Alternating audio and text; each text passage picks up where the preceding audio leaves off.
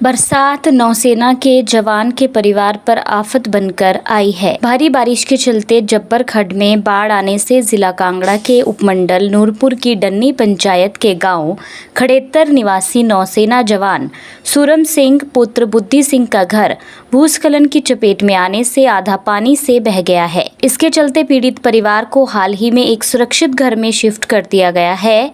हालांकि ये समस्या कोई नई नहीं है। 18 अगस्त 2019 को भारी बरसात के कारण हुए भूस्खलन के कारण पहाड़ खिसकने से खड़ेतर गांव के नौसेना के जवान सूरम सिंह के परिवार को भयानक त्रासदी से गुजरना पड़ा था। पिछले 6 साल से अपनी जमीन व आशियाने को बचाने के लिए नौसेना का ये जवान हर किसी के आगे गुहार लगाता रहा, पर किसी को आज तक इस सैनिक का दर्द महसूस नहीं हुआ। और अब 2 दिन से हुई तेज बारिश ने इस नौसेना के जवान के आशियाने को भी निगल लिया है। 18 अगस्त 2019 को भारी बरसात के कारण हुए भूस्खलन के चलते पहाड़ खिसकने से उनकी पुश्तैनी जमीन का एक बड़ा हिस्सा भूस्खलन और बाढ़ में बह गया था, जिसमें उनकी गौशाला भी शामिल थी।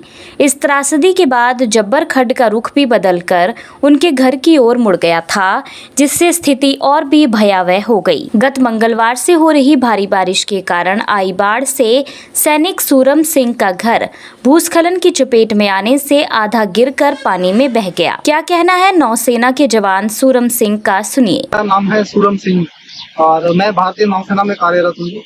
और मेरा जो है ये घर का लैंडस्लाइडिंग का चक्कर चल रहा है जी, पिछले 6 सालों से चल रहा है। अगस्त 2019 से ये समस्या चल रही है जी। तो जब ये समस्या हुई तो यहाँ पे बहुत सारे प्रशासनिक अधिकारी आए दिन, मतलब आज जिस दिन ऐसे लग रहा था कि आज ही हमको ये कहीं ना कहीं कुछ दे देंगे। जिस स्पीड से वो आ रहे थे तो ऐसे लग रहा था कि हमारा आज ही कुछ न कुछ हो जाएगा, बट आज 6 साल हो गए, आज तक हमारे लिए इन्होंने कुछ भी नहीं किया। उस समय भगवान की कैसी कृपा होगी कि मेरा पोस्टिंग जो है प्राइम मिनिस्टर हाउस में आ गया।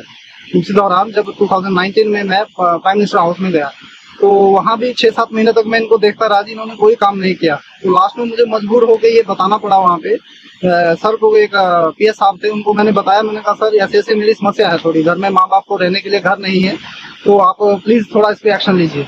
तो उन्होंने उसी समय फिर जयराम ठाकुर जी थे हमारे मुख्यमंत्री जी, तो उन्होंने एक चिट्ठी वहां से मैंने बना के दी थी उनको। उन्होंने उनको भेजा, वो फोन से भेजा, व्हाट्सअप किया या कैसे भेजा उनको ना आइडिया नहीं है, बट उनको फोन किया तो बताया उनको। तो उसके बाद भी कोई एक्शन नहीं हुआ। 1 महीने तक मैंने देखा, मैं घर आया, छुट्टी आया तो कोई भी कार्रवाई जी नहीं हो रही है। उसके बाद मैं वापस जैसे ड्यूटी पे दोबारा गया तो उन्होंने बोला कि आपका कुछ हुआ जी वहाँ पे? तो मैंने कहा जी नहीं, अभी तक तो मेरा कुछ नहीं हुआ जी, वहाँ पे कोई भी एक्शन लेके राजी नहीं जी। तो उन्होंने फिर तुरंत दोबारा उनको फोन किया कि लगता है आप ये काम नहीं कर पाएंगे। तो उसके बाद उन्होंने क्या, कुछ सरकार इधर की हरकत में आई जी। तो हमारे लिए बोले कि आपकी जितनी लैंड गई है उसके बदले आपको हम नई जगह पे अच्छी भूमि देंगे और वहाँ पे आपको सेव करेंगे। और उन्होंने फटाफट हमको बोला यहाँ से एनओसी लाओ, फलाने डिपार्टमेंट से एनओसी लाओ, ये लाओ वो लाओ। सारी एनओसी हमने लाई, आपको भी शायद हमने दिखाई वो सारी एनओसी जो हमको दी थी सारी डिपार्टमेंट में। एनओसी लगा के तो इन्होंने कुलार नाम की जगह पे हमको बोला कि यहाँ पे आपको ये जमीन मिलेगी इस जमीन के बदले में। तो हमने बोला ठीक है, कहीं भी दो, आप जो भी दे सकते हो करो। तो उन्होंने वो फाइल बना के, पहले तो उनको फाइल ही नहीं बन रही थी, उसके बाद कैसे कैसे फाइल बना के वो भेज दी थी शिमला में। अब शिमला वो फाइल पहुंच गई, उसको पहुंचे हुए 2 से 3 साल हो गए जी शिमला में। तो मैंने कहा पता नहीं इस फाइल में कहाँ अड़चन आ रही है, क्या दिक्कत आ रही है। तो उस फाइल को जब मैंने शिमला गया जी 2024 फरवरी में शिमला गया मैं, तो इतना किराया इस काम के लिए मैंने लगा दिया, शायद इतने में घर बन ही जाता। आज तक इस सरकारी प्रावधान में मैं फंसा हुआ था। तो शिमला जाके वहाँ के जो हमारे उसमें प्रिंसिपल कम रेवेन्यू सेक्रेटरी थे अपने ओंकार चंद शर्मा जी, उनके ऑफिस में गया जी। ऑफिस में पहुंच के उनको पर्सनली मैंने दिखाया जी हमारी ये फाइल है, वो मैं आपको भी एक कॉपी देता हूँ। वो फाइल ये है, हमारा पेपर है, फाइल कहाँ पहुंची, क्यों नहीं आगे बढ़ रही थी। तो उन्होंने देखा तो ट्रक से बोले जी अगर इसके बदले में ऐसा होता तो मैं अपनी जमीन यहाँ की छोड़ के शिमला माल रोड में अपने नाम करवा लेता हूँ। अरे आप इतने बड़े ओहदे पे बैठे हो, ऐसी बात कैसे कर सकते हो कि आप ऐसा नहीं होता। अगर ऐसा नहीं होता तो मतलब नीचे वाले अनफिट थे। नीचे निपुण जिंदल साहब उस समय हमारे एक डीसी कांगड़ा थे, आईएएस अधिकारी हैं वो भी, उन्होंने ये बना के भेजा। अगर ऐसा नहीं हो सकता तो आप उसी समय बता देते, हमें इतने चक्कर में क्यों डाला। तो ये सब सिलसिला चल रहा है जी। तो अभी तक आप देखिए अभी क्या हाल है जी यहाँ पे। अभी मैं बताऊँ नेवी में हूँ, कितना कमाया होगा मैंने, 20-30 लाख 40-50 लाख कमाया होगा। ये सारा तो इसी घर पे लगा दिया जी। सारी जमीन मेरी कम से कम अगर कोड़ियों के भाव भी बेचने होती तो कम से कम 2-2.5 करोड़ की ये जमीन थी जी।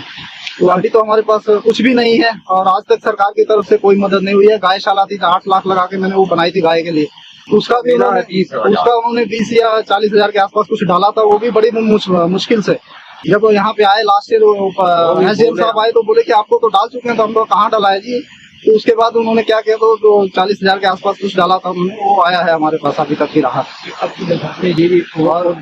और इस बरसात में आप देखिए जी, इस बरसात में तो हमारे पास अभी कुछ भी नहीं बचा है। अभी घर का भी ये बोलते थे कि घर का क्लेम सरकार तब करती है जब तक वो गिर ना जाए, तो हम भी जी गिरने का वेट कर रहे थे। अब तो गिर गया, पता नहीं, देखते हैं सरकार आगे क्या करती है। हमारी लगभग यहाँ पे है 70 कनाल के आसपास है, और लगभग सारी खत्म है। अभी ये 2-4 कनाल बची हुई है। आज 60 से 70 आम के पेड़ बह गए, हमारे ऑरेंज के पेड़ थे जी, 60 पेड़ वो बह गए हैं। खैर जो अभी कटता है हमारा, खैर कम से कम इस साल हमारा 20 लाख के आसपास कटना था जी, अगर वो नॉर्मल भी ऐसे कटता तो। उसके साथ हमें ऊपर रह रहे पड़ोसियों के घर में, कभी तो है बेचारे गांव वाले लोग, थोड़ा बहुत मदद अभी रहने के लिए, तो कोई भी जी मना नहीं करेगा ऐसे में कि जब बेचारे बह रहे हैं तो कुछ तो करें।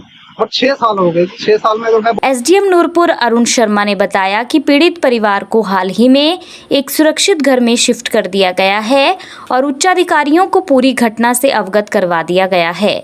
उन्होंने अभी हाल ही में नूरपुर में कार्यभार संभाला है। मामले पर क्या अपडेट है, इसकी जानकारी हासिल कर हर संभव सहायता की जाएगी। नूरपुर से ऋषि महाजन की रिपोर्ट। हिमाचल से जुड़ी हर बड़ी अपडेट के लिए बने रहिए EWN24 news, choice of Himachal के साथ।